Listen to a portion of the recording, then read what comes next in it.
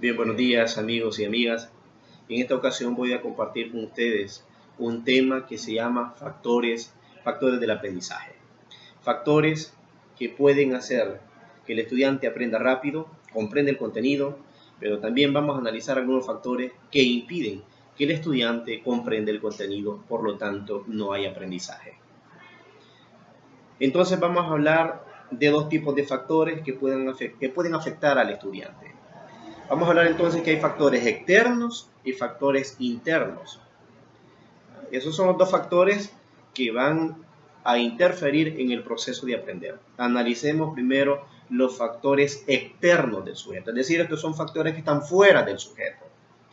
¿Y qué pueden ser esos factores? Vean, puede ser que la metodología que el docente esté aplicando en clase no sea la apropiada. Entonces el estudiante no está comprendiendo el contenido. Dos, puede ser que el docente no esté utilizando recursos que sean de fácil comprensión para el estudiante. 3. Pueden ser factores relacionados con la familia, que el estudiante tenga problemas familiares, que el estudiante tenga problemas de noviazgo, que el estudiante tenga problemas para ir a la universidad, problemas económicos, problemas de transporte. Los factores externos son todas aquellas preocupaciones, aquellos agentes estresores que afectan al estudiante para que se pueda concentrar en el salón de clase. Esos son entonces los factores externos. Y les invito a ustedes que me enumeren también algunos factores externos que puedan estar afectando al estudiante, que a lo mejor yo no lo sé o no los he mencionado. Luego tenemos los otros factores, que son los factores internos del estudiante. Es decir, estos son factores propios del sujeto. Estos ya no están fuera de él. Estos factores están dentro de él. Y aquí vamos a hablar entonces de la percepción, vamos a hablar de la atención, vamos a hablar de las expectativas que el estudiante tiene sobre el contenido, sobre la carrera. Y aquí podríamos preguntarnos, por ejemplo, ¿lo que yo estoy estudiando realmente me gusta? ¿Esta materia realmente me encanta? ¿O cómo encontrarle el sabor a la materia, al contenido que estoy estudiando? Entonces, cuando hablamos de los factores internos, vamos a hablar entonces de la motivación del estudiante. Vamos a hablar de aquellos recursos internos que tiene el estudiante para aprender, que también está de autoestima, que también se siente consigo mismo, cuál es la valoración que el estudiante hace a sí mismo, cree que es inteligente, cree que es capaz, o puede ser lo contrario.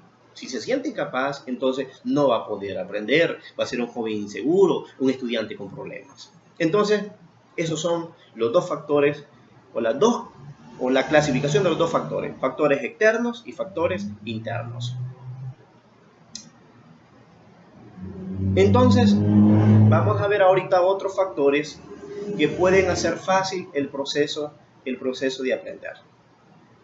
Como por ejemplo, que el estudiante establezca una buena relación entre tres cosas. Y aquí le hablamos la triada.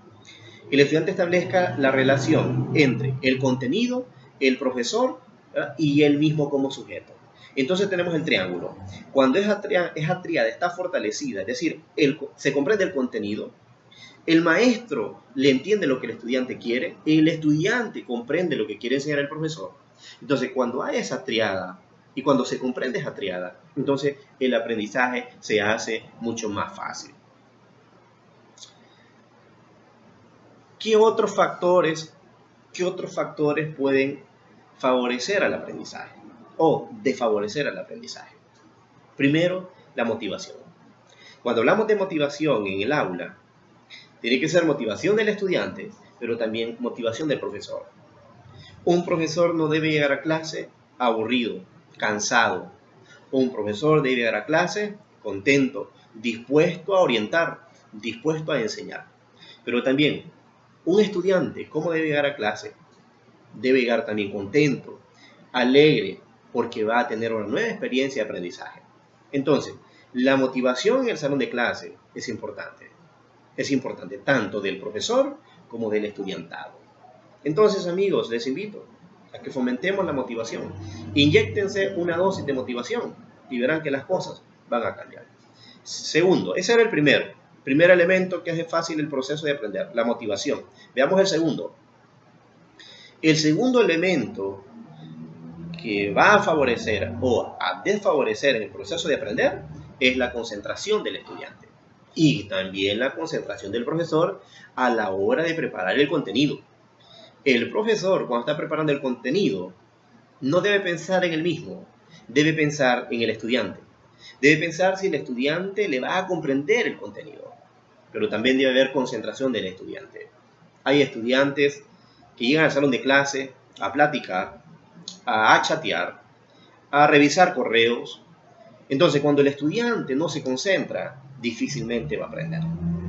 Difícilmente va a comprender el contenido. Entonces, el estudiante, además de estar motivado, debe de estar concentrado.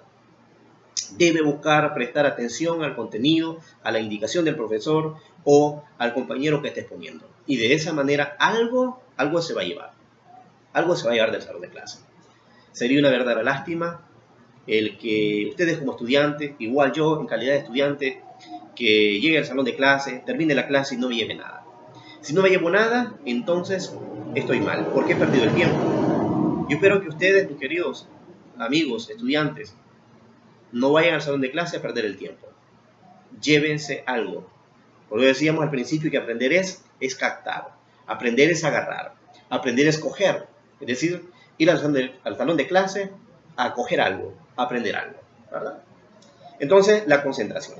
Tercer elemento es la actitud activa. Actitud activa igual del estudiante y del profesor. El profesor debe asumir un rol protagónico y activo en el salón de clase, pero también el estudiante debe asumir un rol protagónico de su propio aprendizaje. El profesor solo es un facilitador del aprendizaje. Quien va a descubrir el verdadero aprendizaje es usted mismo como estudiante. El estudiante debe despertar en sí mismo el deseo profundo de aprender. Si no, no va a aprender y se va a quedar con los poquitos que un profesor le da. Entonces, la actitud activa en el salón de clase. ¿Qué implica? Tomar apuntes, implica prestar atención, implica tener una buena disposición a aprender, implica quitarse esa barrera o esa tela que me impide ir más allá y hacer lo que hemos venido reflexionando, la metacognición. Es decir, no quedarme solamente en lo práctico, solamente en lo que se puede ver, como con un pensamiento corto. La metacognición es ir más allá de lo que otro ve, y lo decíamos en el salón de clase. Es entender o lograr entender lo que otros no entienden. Es entender y reflexionar sobre lo que estoy pensando. Entonces, la actitud activa en el salón de clase. Yo espero las próximas semanas que quedan del ciclo lectivo que tengamos un protagonismo más dinámico en el salón de clase, ¿verdad? Entonces tenemos la actitud activa. Luego, el cuarto elemento es la comprensión. Busquemos comprender lo que leemos. Si no comprendo lo que leo, estoy en problemas. Pero el arte de comprender un texto se fortalece en la medida que yo leo, que usted lee. Si usted no lee, no va a tener esa facilidad para comprender un texto. Entonces, debe penetrar en las ideas de lo que quiere decir el autor. Usted lee un texto y ya le pregunta al autor. Debe imaginarse qué quiso explicar el autor del libro. Entonces, debe buscar comprender. Otra cosa importante para comprender un texto es busque relacionar un texto con otro. Digamos, si un libro de X autor, por ejemplo, dice algo sobre las teorías del aprendizaje, saque otro libro en la biblioteca y busque cuáles son las diferencias, las similitudes de distintos autores. Eso le va a ayudar a hacer un buen análisis y a comprender mejor el texto. Otro elemento sería el quinto elemento, ¿verdad? El quinto elemento sería la repetición. La repetición. Y que esto se relaciona con la ley que ya veíamos en clases anteriores, la ley del ejercicio. Si usted no se forma hábitos, si usted no practica hábitos, entonces se va a olvidar. Repetir. Si usted quiere aprenderse algo y dominar algo perfectamente bien, debe repetir. Debe repetir. Tenemos la repetición, que sería como el repaso. Si quiere dominar bien un ejercicio de matemática, debe repasarlo. Si quiere hablar muy bien en público, debe repasar. Debe hacer ensayos. Entonces ahí tenemos la repetición o los ensayos. Si quiere ser un buen discursista, haga ensayo y eso le va a ayudar bastante. Tenemos entonces el otro elemento sería el elemento número 6, la organización. Todo profesional debe ser organizado en todo sentido. Organizado en el trabajo, organizado en su vida, organizado en su vida académica. Y cuando hablamos de organización en didáctica, nos referimos a organizar los contenidos, a organizar las ideas. Si usted tiene un desorden de ideas, pues no va a poder dar un buen mensaje, un buen discurso, porque hay un desorden.